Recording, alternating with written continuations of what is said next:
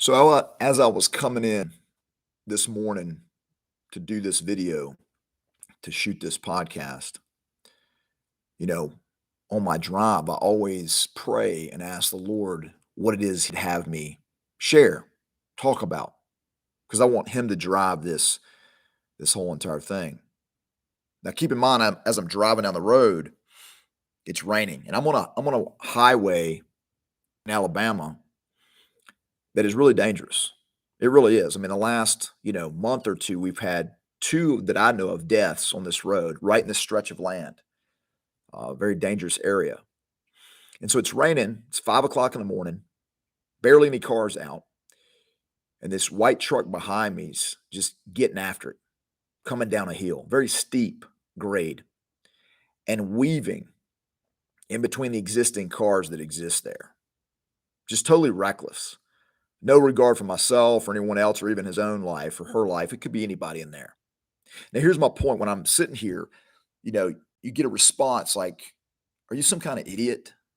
You don't care about anybody else but yourself, that you're so insecure. I assumed it was a man. You're so insecure in your masculinity that question is so huge in your mind that you got to find any opportunity to try to prove to yourself you're brave or courageous or skilled or whatever you're doing this morning.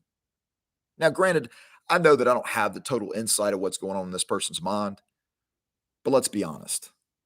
Generally, what I just stated is true. This is the Warrior Podcast, episode 103, and I want to talk about the real toxic masculinity. So, controversial subject. A lot of conservatives and Christians have rallied against this concept of toxic masculinity, as if there isn't any toxic masculinity. Well, I argue there is. I have a buddy of mine, Pastor Rick Dykes, who spoke at a men's conference one time and said that toxic masculinity is masculinity without purpose, rooted in God and His plan, His purpose, His design. It's pretty good. But I would argue that anything can be toxic when it's not rooted in that. If we even think about the word toxic, it speaks to sin. See, sin is missing the mark. It's not really what it was designed to do. It's being used outside of its design, its intended purpose, and that's sin. And that is an offense to God, the great designer, the great creator, the sustainer and maintainer of all things, all to be done for His glory. So follow me here. Masculinity is given to males on this earth to glorify God. And if they don't have that as a singular purpose, they're going to use that to glorify other things themselves. Well, obviously, there's going to be doubts there. Should you glorify yourself? No, you shouldn't. And we know this deep in our hearts that we shouldn't be glorifying ourselves, but yet we do because our fleshly nature drives us towards that, away from God and towards self, always looking within. And in looking within, we know that there's a void there. There's a disconnect to that purpose of trying to glorify ourselves and not our Creator.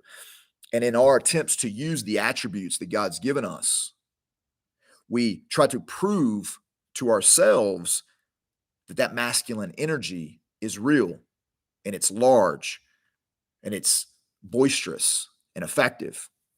When in reality, we're missing the mark.